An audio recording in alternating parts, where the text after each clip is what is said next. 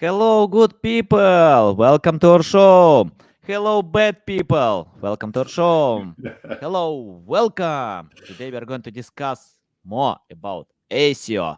We are going to unite SEO skills that we have with AI because when AI appealed, almost all marketers, I don't want to say everyone, but almost all Mm, marketers adapted to AI. And I, for example, increased a lot of results with AI. I grew my projects. I got a lot of great revenue by using mhm. AI. So I'm going to learn more about AI. I think it's very important. And it's not the same like in many other niches. For example, in accounting, I spoke with my two brothers and they told me, nobody adapts to AI. They ignore Right. this tool. They still use calculators and spreadsheet. I don't know, but ignore AI. I think it's a big mistake. It's better to do it today to think how you can adapt to this tool, Mhm. because 5% of marketers lost their jobs when AI appealed, when ChatGPT appealed, because these people didn't lose their jobs because of AI. They lost jobs because someone adapted to AI and can replace Yes. them. So I'm so excited to discuss a lot more with Duane Forrester. How are you? Anatoly, I am excellent. Thank you for having me on the show today. A big pleasure. For me, it's very important to know more about that. And many people can think that I have this podcast for growing my brand. Yeah, of course, I use it Yeah. as well, but I can learn from great experts. I love it because in SEO, in digital marketing, it's a Mhm. quickly changing world. We need to adapt fast, to move on, to change strategies. If something works today, it doesn't mean that you can get great results tomorrow. Duane, before we start, just tell more about yourself, Mhm. experience, background, about your uh, dashboard that you have behind you, why you have search generative experience and Gemini on your side. Okay, I'll start at the high level, Anatoly. My name is Duane Forrester. I'm the vice president of industry insights for a company called Yext. Our headquarters in New York, but we operate globally. Um, and I'm probably about 25 years in the industry at this point. Written a couple of books with McGraw Hill. One of them is on monetizing websites, which is very old, so nobody should be looking at that. The other one is conversion optimization. There's still probably some ideas in there that are valid today. And along the way, I spent about a decade working at Microsoft. I built and launched Webmaster Tools there. I was on the the team that launched Schema.org.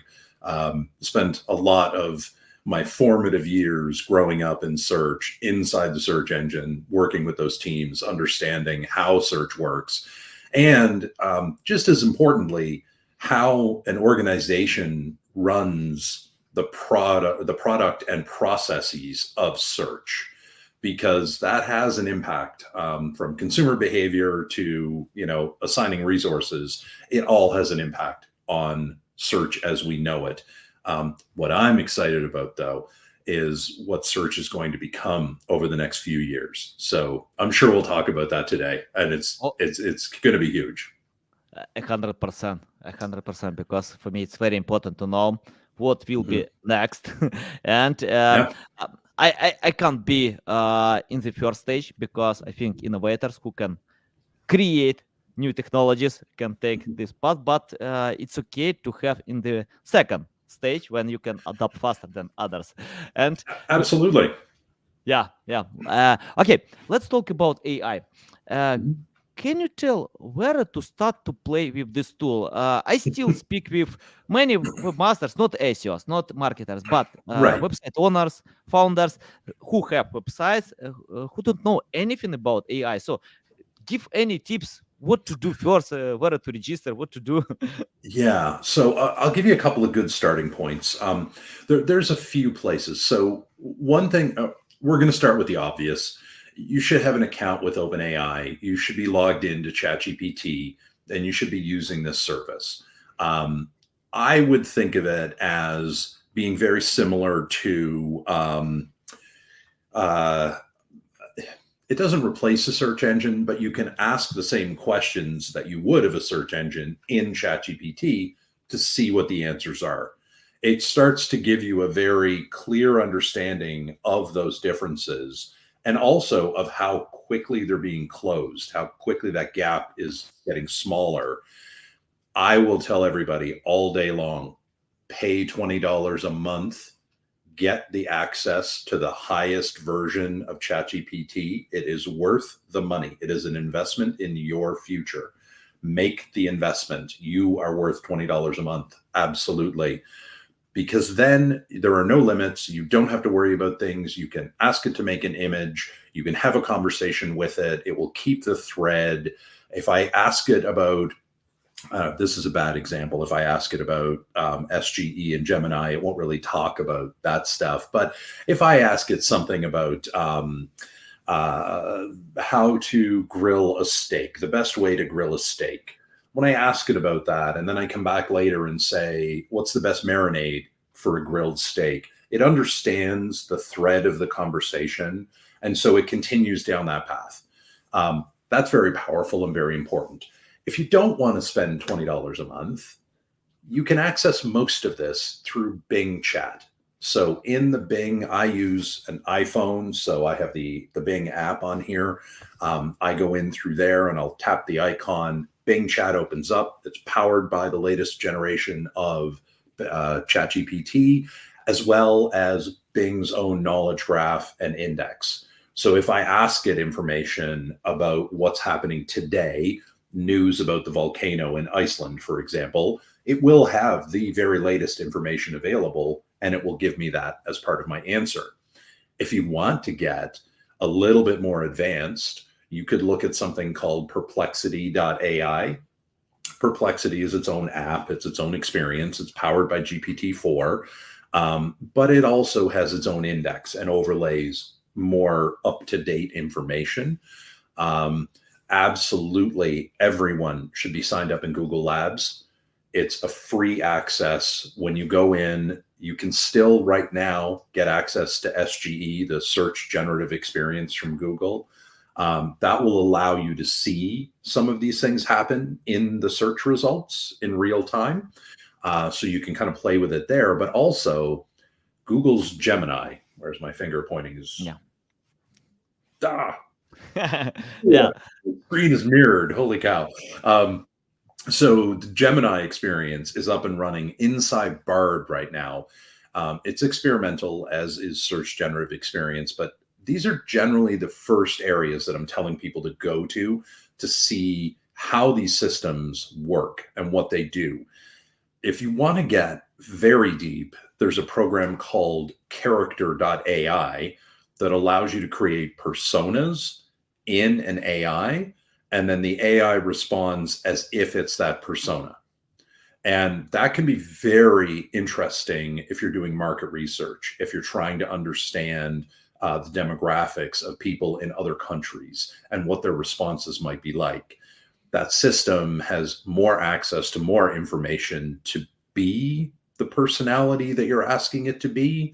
So that can be very interesting and powerful. One thing that they all have in common is that they will take over your life and they will take all of your time. Once you start using these systems, you will be extremely excited. And if you're in marketing at any level, you will be inspired. It will start you understanding. Like when we started, Anatoly, you were talking about how, you are a believer in this and you use this. I can't stress enough how important it is for people to adopt new skills, and AI is a new skill for marketers. It's extremely important to be able to understand how to use these things and also how not to use them. It's our future, and this is not a future that will take time to arrive. It's already here. Yeah. So you don't have the option to say, oh, 2024 will be the year of content for me, and then 2025 I'll get into AI. If you're having that conversation right now, we will not be talking to you in 2025. You will be gone. Someone will have replaced you. It's that straightforward. And I'm not trying to be alarmist. I'm not trying to frighten anyone. This is how fast this is now moving. We went from, we were all out for a nice walk. We were holding hands, strolling down the beach. It's beautiful. And then a tsunami appeared, and that tsunami is AI. and it's been chasing us inland, up the mountain, over the mountain, through the valley, and it will continue to chase us all the way around the planet. Our only option, run hard, run fast. That is our only option. Valuable. Love it. Love it. And I'm so addictive with AI. When ChatGPT appealed, I used a lot. I used before ChatGPT. I used other tools, but today I use a lot more and increase my resources with AI. You compare these tools, and from my experience, I don't want to say for all projects, but from my experience, ChatGPT can beat other tools in one side. I mean, like I usually get much better results with ChatGPT than with Bart. Even when Gemini appealed, so I tested and I still get better results on ChatGPT, even compared with Bing, because Bing uses data from ChatGPT, but I still have much better results with ChatGPT. So yeah. So I'm going to call something out here, Anatoly. It's interesting that we have these conversations right now about where we're getting better results and these kinds of things. We still have to be aware that these systems will hallucinate and give us confidently inaccurate answers. So humans are still very much a part of this loop. All of these problems, however, are being actively fixed. There are improvements happening all the time. Accuracy is getting better. How they answer questions is getting more detailed. Where they give attribution, we're seeing growth in that. All of these things that we think of today as challenges of why you might use one or another, a year from now, these will be nothing. We will not be talking about these things. We will be talking about, do you remember when they used to hallucinate? Do you remember when ChatGPT was very clearly better than X? Like, we will have a very different world a year from now. And again, why it is so important that people understand what this world is about. And it's important to understand the differences between them now so that we are very clearly understanding their growth, because that growth helps us. Google is being very cautious about SGE, where they use it, where they don't use it, the type of answers they will allow it to give. Technically, we're told that SGE goes away at the end of December. And I don't know if that means they will extend SGE or will Gemini replace SGE. We don't know. We'll have to wait and see. It could be some other option as well.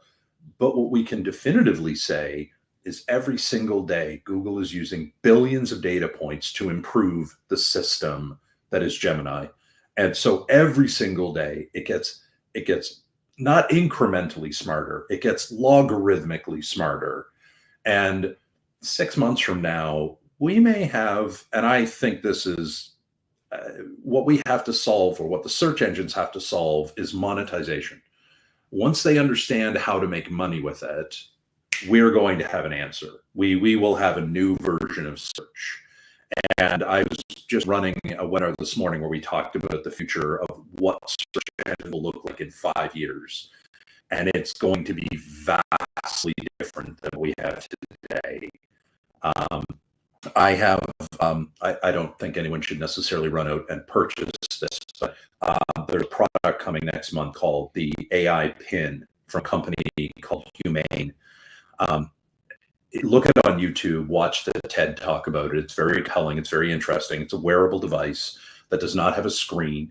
It uses laser to project information on your hand, or it talks to you vocally. I don't necessarily think we all go to that, but that is the beginning of something. Like Google Glass was the beginning of our actual eyewear changing to be more useful. I have the new Meta Ray-Bans, and with the update they just received, to be able to attach their images to the AI world, and I can ask it, what am I looking at? What can I use this for?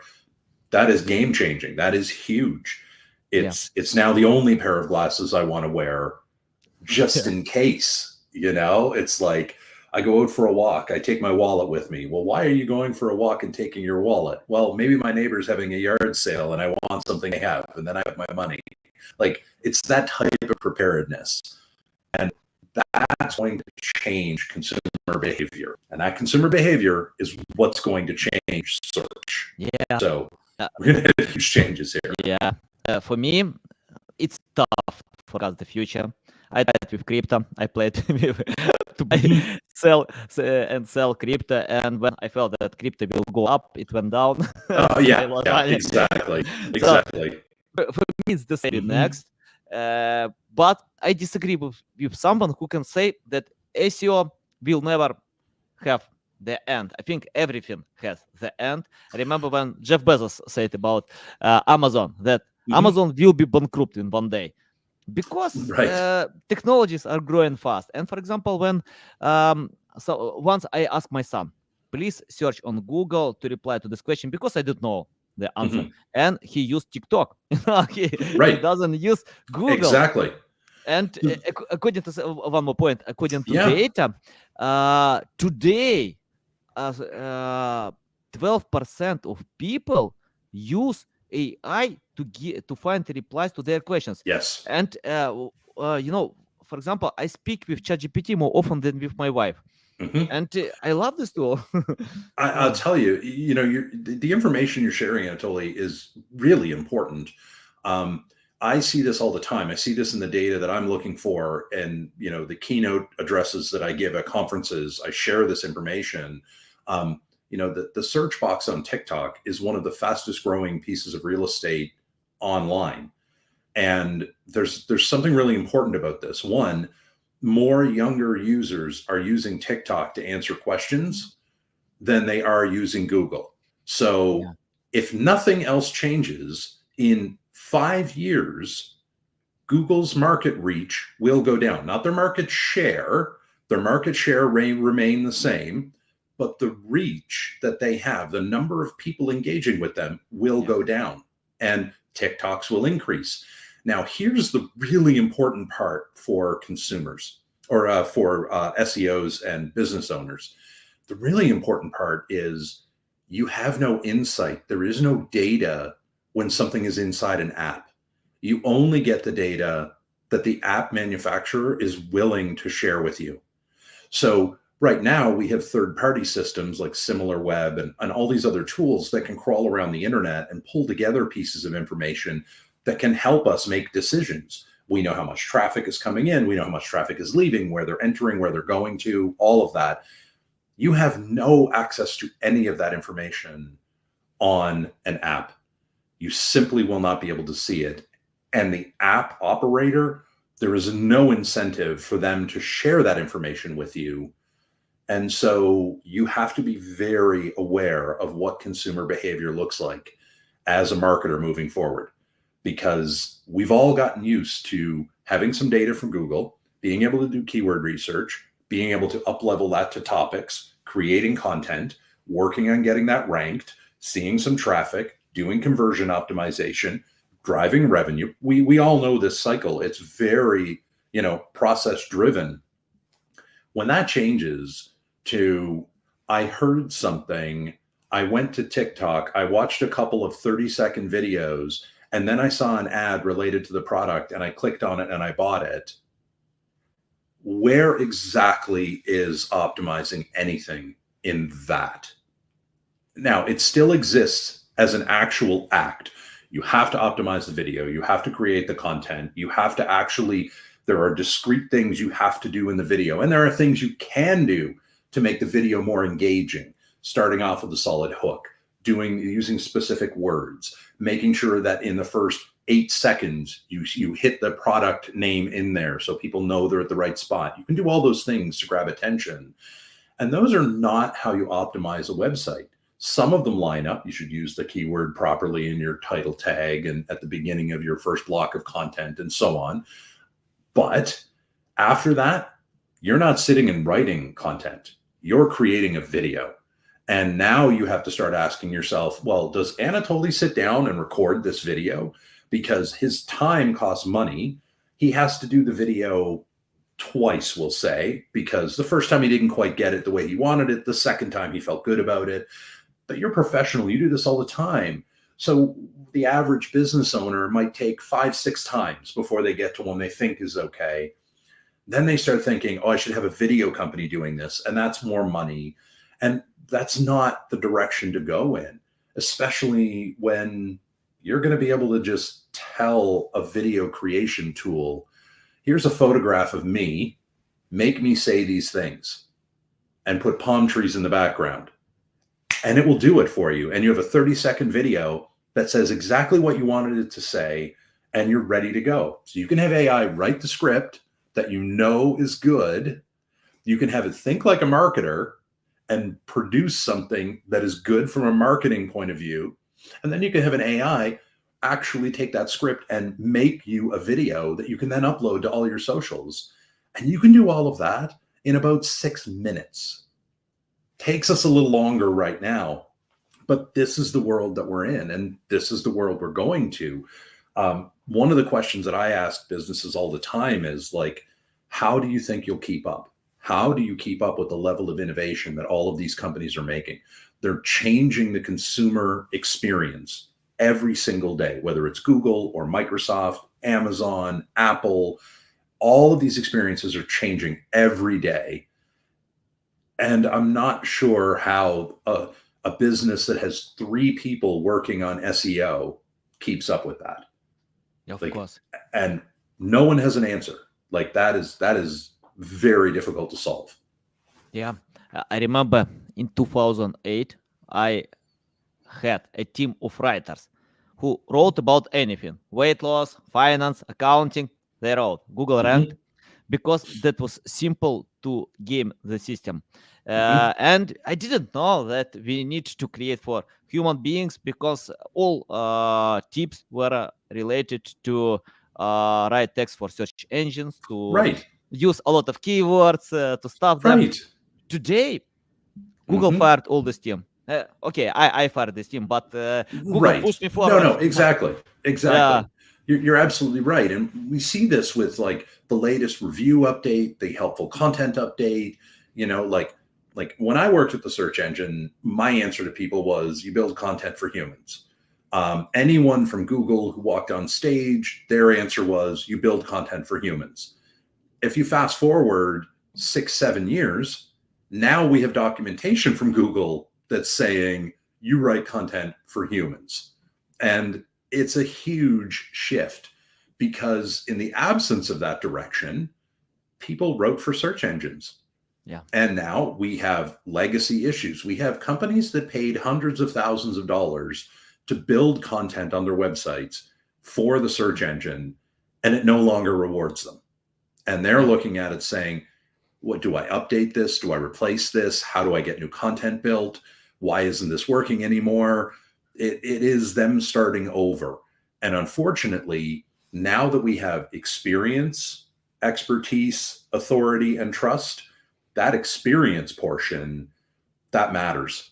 And if you do not have the experience, doesn't matter what else, like the rest of it doesn't make a difference. And that changes everything.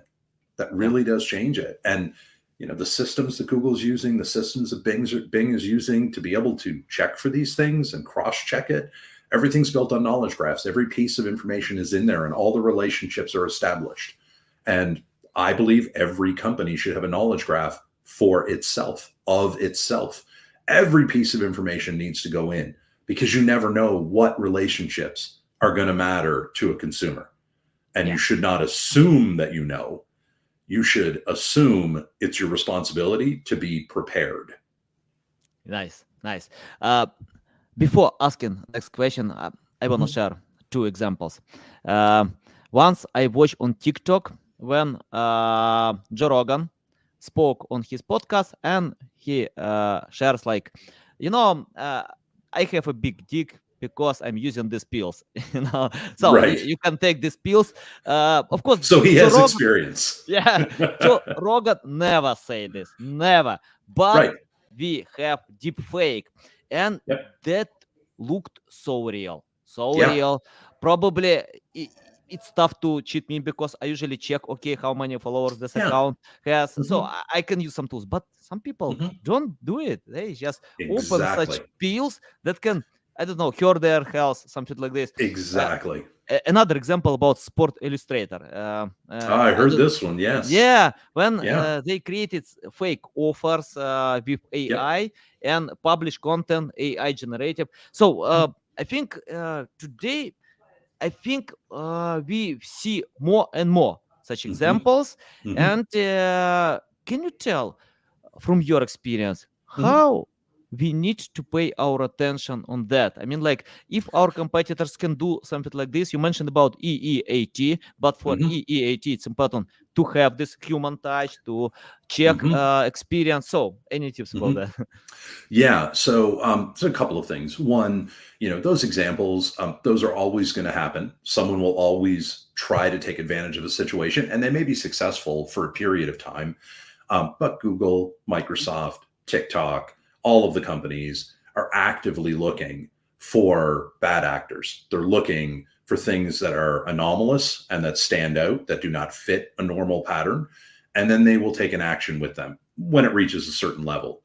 Um, the reality is that, from a business standpoint, you know, you can cheat the system. I mean, look, we SEOs, we've been doing this for 20 years, right? Like the whole idea was cheat the system to rank better.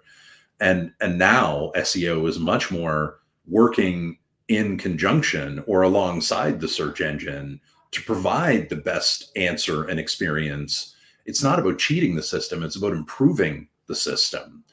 And if your perspective is still, I would like to cheat the system, eventually you will be caught, your domain will be banned, and that will be the end of that. You could just start another domain and do the same thing over again. That's what spammers do today. However, again, it's just you pop up, they smack you, you move on. Most businesses can't afford that cycle. They don't do that. And so you have to illustrate your experience. You have to show that experience. There's a reason when I do my introduction, I tell people I've been doing this 25 years. I say things like, I've had 2 books published with McGraw-Hill.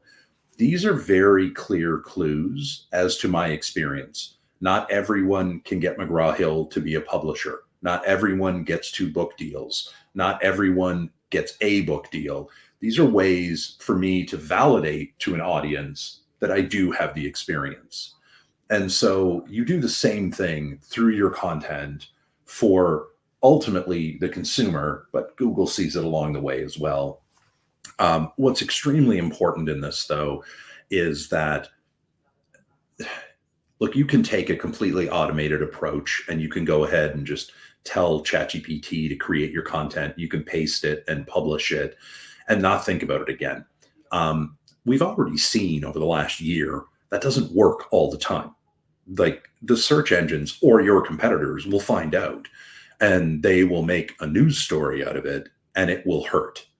I don't know what the outcome for Sports Illustrated is going to be, but I do know that the search engines basically feel, look, if the content is accurate and it's useful, then it's fine.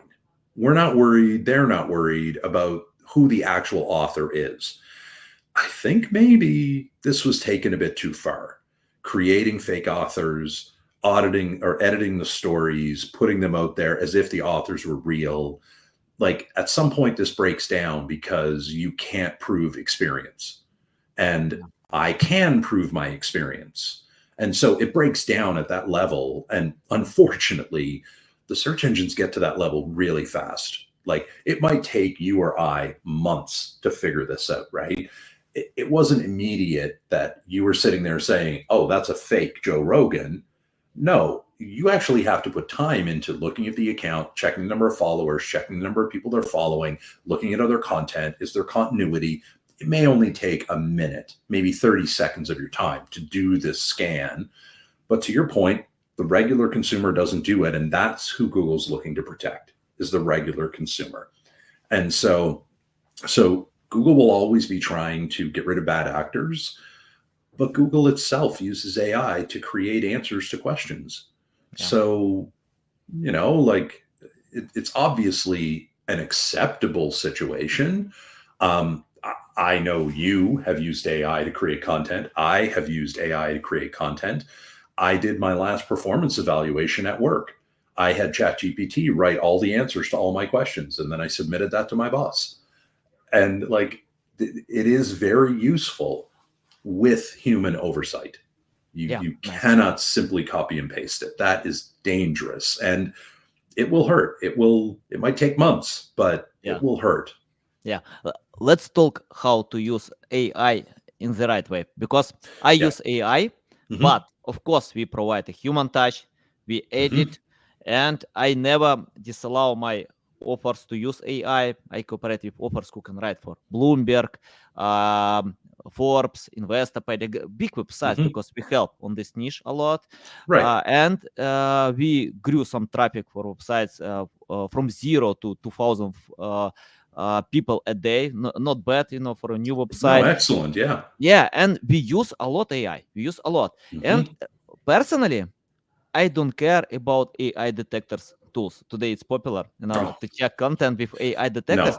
no. I don't care, because I know its quality. And Right. once, Exactly. once I asked Fabrice Canel about Hmm. AI content, he replied that Bing doesn't care. If No. you provide quality, who cares? What do you think? Exactly. Yeah, what do you think about Google? Or, for example, Oh, AI detectors tool can show it's AI written, but its quality. It doesn't mean if someone from with great experience can check, analyze, and can tell, okay, it's quality content, edit something like right. this. Yeah, what do you think? Is it okay? So look, Google has the same perspective, right? Google is on the record now, and basically they've told us, look, as long as it's good quality content, we are not worried about who the author is. And then they go on to explain exactly what you're saying, Anatoly. Like maybe you should have a human oversight when you're writing your content. Because the one thing that none of these systems can ever have is experience. They simply cannot. They do not exist on a level that gives a large language model experience. Its only experience is in being a large language model, not in being a plumber, not in being a dietitian, not in being an SEO. Its experience is being a computer based system. And so you have to have humans as a part of this. And when you do, you see things like, oh, okay, I wouldn't have written it that way. I would have written it this way. Or you see obvious errors. It says that there's, if you work hard, you can achieve 400% of your goal. No, that's not actually possible in many instances. Like you can't move 400% of the rocks. There are only 10 rocks. And when you move 10 rocks, you've moved 100% of the rocks. And you could say, well, if you move it a second time, then you're moving it again and so on. But on the face of the article that's being written, 100% is 100%. That's it. Yeah. And so it's easy for a human to see this and say, that doesn't make sense. We need to change it. And you make the edit. I like using AI for a lot of ideation, coming up with new ideas. I will tell ChatGPT, here's my umbrella, my overarching idea that I have. Here are some thoughts related to that. Here are 3 ideas I have. Give me 10 more. And it just fills in before I've finished clicking, it gave me all the ideas. And now I'm like, oh, I hadn't thought of 3 of these. This is brilliant. And then I tell it, okay, write me 200 words on each one of these, include citations, and give me links to articles that support the topic. And it creates all of this, Nice. I mean, I'm working on a 3rd book, but I've been saying that for like 5 years now. And now I'm not working on a 3rd book. Now that I have all of these systems available to me, I'm working on my 28th book because I have so many ideas and so many ways to start it. It's all right there. And you can talk to these systems. You can create transcripts from these systems. You can streamline workflows with these systems. They put the muscle in your writing team. They take a 2-person writing team and they make them perform like a 20-person writing team, except they can also do editing along the way. And it's a huge, huge time saver, which is back to your original point when we started. This is why it's so important that people understand how to use these systems and what to use them for. If you're trying to use them as shortcuts, you can do that. I'm not going to lie to you, but those shortcuts are getting closed every single day. The systems at the search engines are getting smarter, and using AI detectors to try to it's just pattern matching. I'm not worried about that. If I wrote the way the AI wrote, my article would get flagged as being from an AI. And so I don't care about that. What I care about, facts, accuracy, usefulness, that I'm actually answering the question, the stuff that matters to people. That's what Yeah. I'm focused on. The tools I use to get there, Google doesn't care if I use a typewriter and I take a photograph of a typewritten page and then I create content from that, or if I use AI. And Bing doesn't care. Like it's not about that, right? It truly is about useful answers. Nice. Love it. Let's talk about the future. We touched a little bit, but I wanna go deeply, especially about blogging.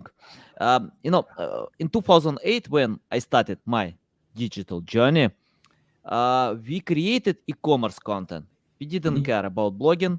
Then we changed approaches a lot because most traffic are coming to blogs, and Google can recognize user intent. In 2008, that was simple to Right. game the system. Today we can't, and we create a lot of content. We usually search for writers with proven record. So basically, if someone knows the topic but can't write, I'm not sure we can create quality content. If writers Correct. Yeah. write and don't know the topic, we can't. But we usually Right. use search for both criteria. And I want to ask about the future because, for example, I want to share my story. I decided to buy Tesla in and I searched on Google a simple question: can I drive Tesla in Florida with this self-drivers feature, pilot? Uh, I couldn't find a simple answer to this question because I got a lot of blog articles, content, and I needed to spend time to research to find a simple answer, simple question, and then I used Bart and found the answer for a few seconds. Just for a few seconds, I asked on Bart. Then I decided to open new business again in Florida, and I asked on Google a list of documents that I need to submit about regulation. I couldn't find the answer on Google, so I used ChatGPT to get this answer for a few seconds. Just a list of documents, nothing else. I don't need all these great articles, content that are not related to user intent. So I'm not sure about the future. If chatbots can reply to my questions like this, if I get more accurate results with chatbots, and it's only beginning of this journey. So probably blogging will be not great idea. I mean, like to develop today. What do you think? If I'm right or wrong about that? So, first off, I think you're crazy for buying a Tesla. We'll just get that out of the way right up front. But that aside, Anatoly, this is a really interesting point. Okay, and you bring up something that's extremely important today. Look, the search engines are telling us all the time we have to produce the content. We have to produce content that's useful to the consumer. If anyone has ever used ChatGPT or Bard or any of the systems, you very quickly realize that it does not give you a list of search results. It gives you an answer to your question. It does the work and gives you the answer, which feels really good, right?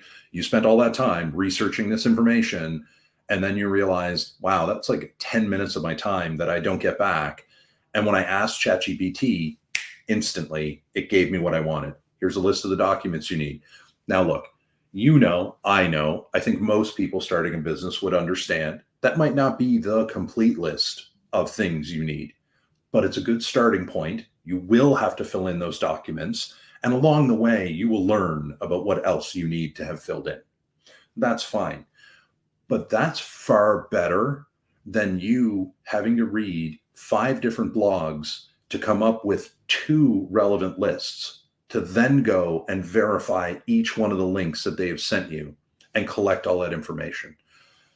It's a massive time saver. And so I think where we end up is And I'm going to project that this is like 5 to 6 years away.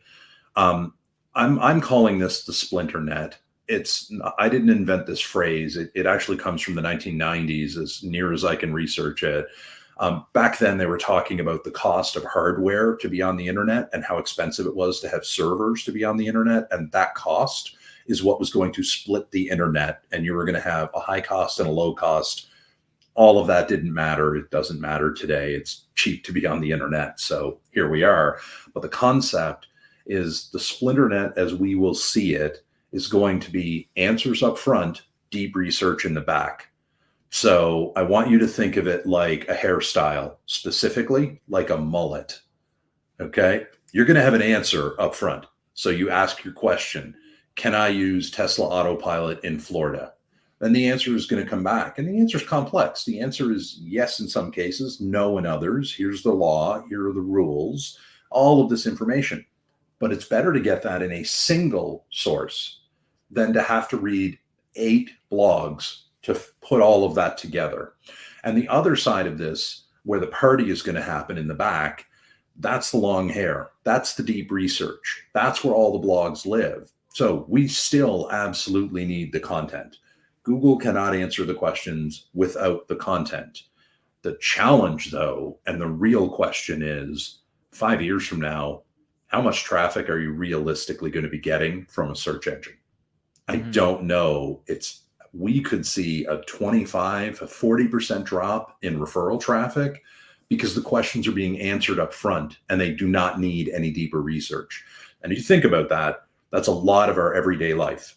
What's the temperature outside? Should I bring a jacket today? Where's the grocery store? Is it going to be open tonight? What time does the grocery store close? Is there a Starbucks near me? All of these baseline questions are questions that are binary. This is my question. This is my answer. They don't need a lot of detail to tell you if Starbucks is open near you or where the nearest open Starbucks is.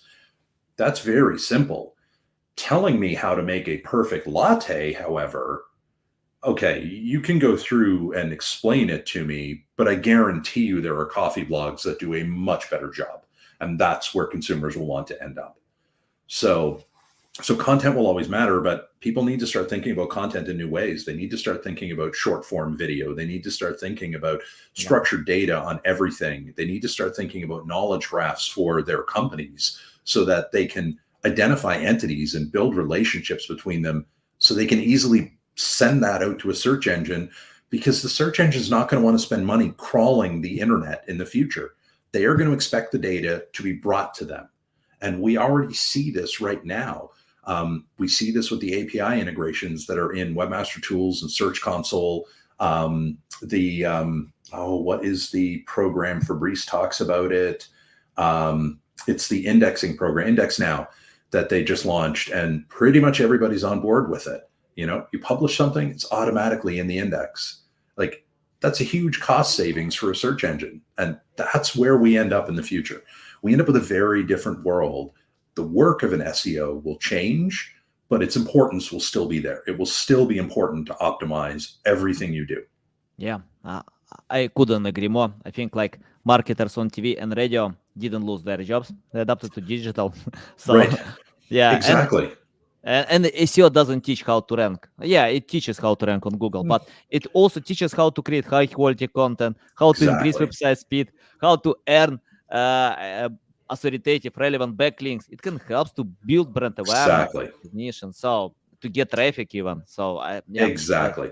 And ultimately, Anatoly, as all of this expands in the future, let's look at a future where Google is not the number one referrer, or they are still the number one referrer, but not with the same percentages. It's not 80% of my traffic coming from Google. It's 55%.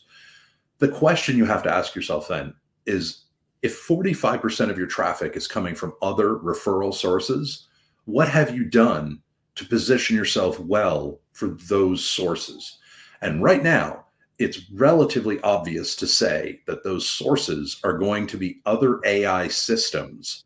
And the way you position yourself is by investing in quality content and good user experience today. So Yeah, that sounds an awful lot like the work that SEOs continue to do. 100%. Uh, I have the question about your experience, Mhm. and I think this question can help two people: students who are Mhm. looking for ways to learn from scratch, especially today when we have Mhm. AI, and founders, co-founders who are looking for ways to get the basic, to Mhm. cooperate with great experts. I mean, like, I usually get great results with someone who understands SEO. So if they understand, then we can cooperate together. We know why we need to create high quality content, why it's important to use white hat SEO. So we can go ahead together. But if someone doesn't, it's tough. It's really tough. Mhm. I usually tell them, take my course, learn on Google, learn on YouTube, just learn, get the Right. basic. So I want Mhm. to ask you, if you started today from scratch without any experience, knowledge, skills, it's your first day in SEO. Forget about Microsoft experience, Mhm. about anything. You didn't write any book. You know Google exists, but that's it. So what will you do if Mhm. you started from scratch? Yep.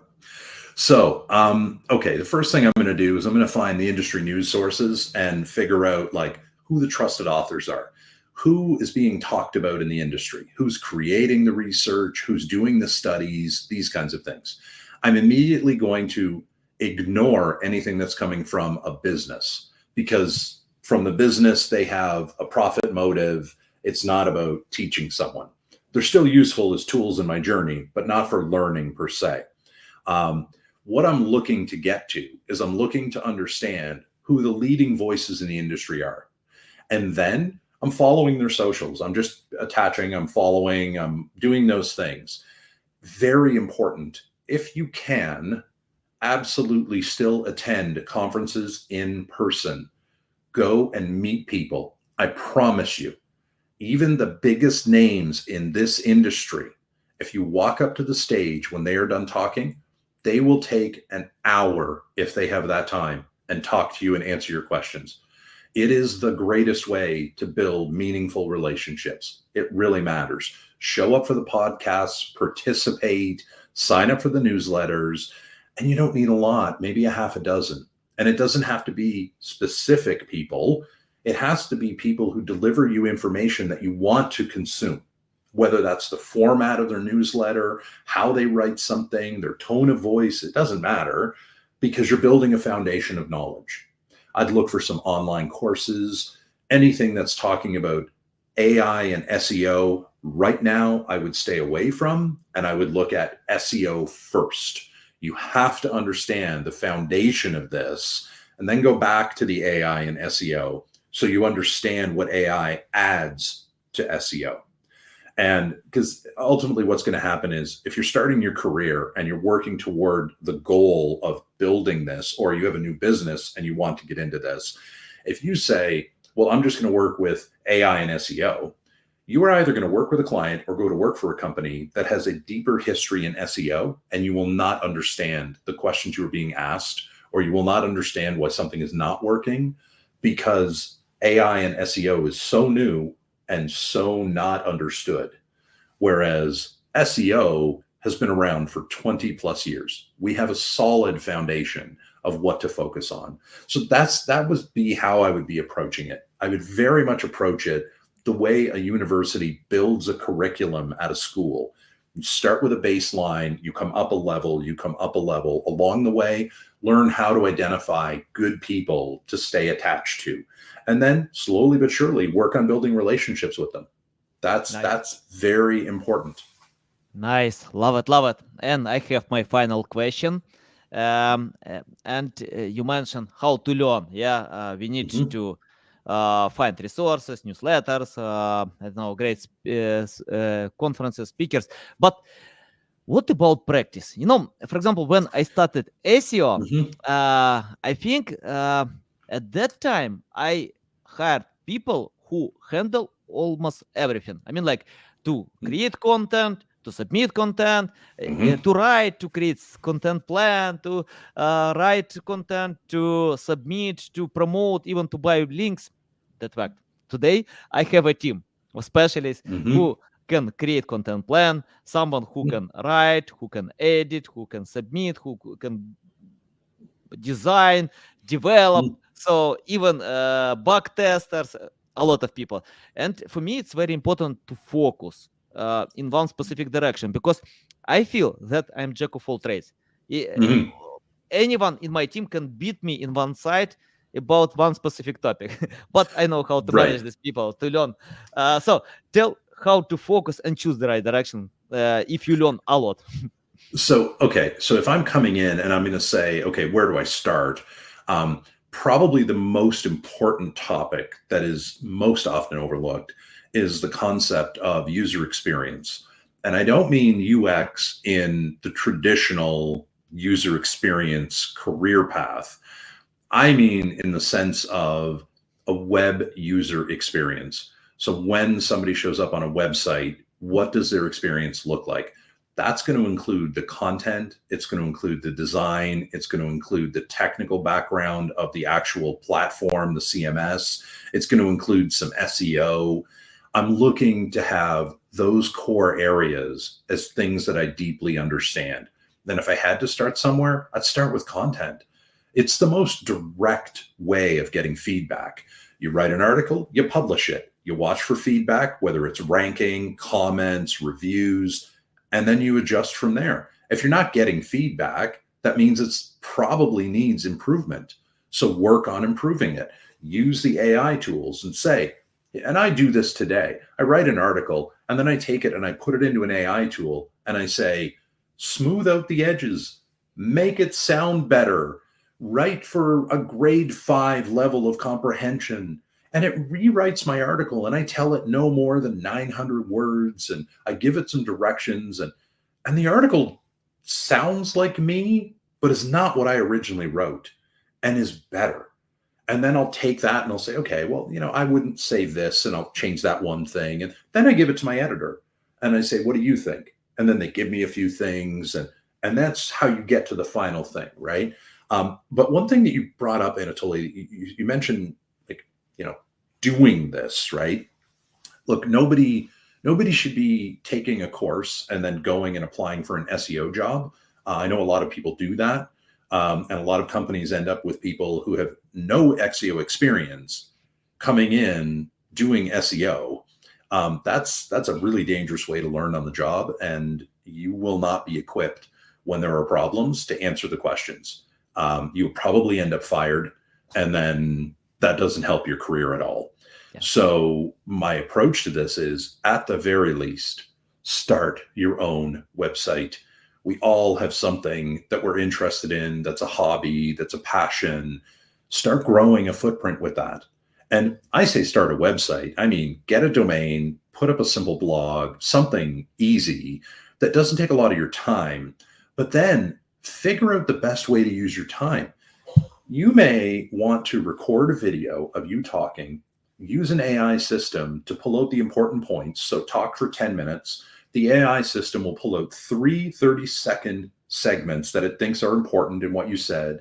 It will separate those. Now you have a 10-minute video plus 3 30-second videos you can use for your socials. And then you can put it into another system that will extract an actual transcript for you. There's your blog post. Like, there's a lot of these things. And if you just took a transcript and put it into ChatGPT and said, take this transcript and make it a blog article, it will transform it into a blog article for you.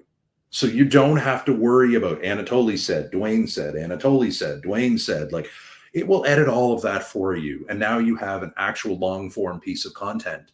You can do all of these things and grow your experience in maybe an hour or two a day. And then it's applicable experience elsewhere. I mean, I think anybody who started back when I started, this is exactly what we were doing, right? And Anatoly, you started the same way, right? Yeah. You were like, hey, this is kind of cool. I think I'll try this. And now you have a business doing it. I mean, it's tried and tested. It works.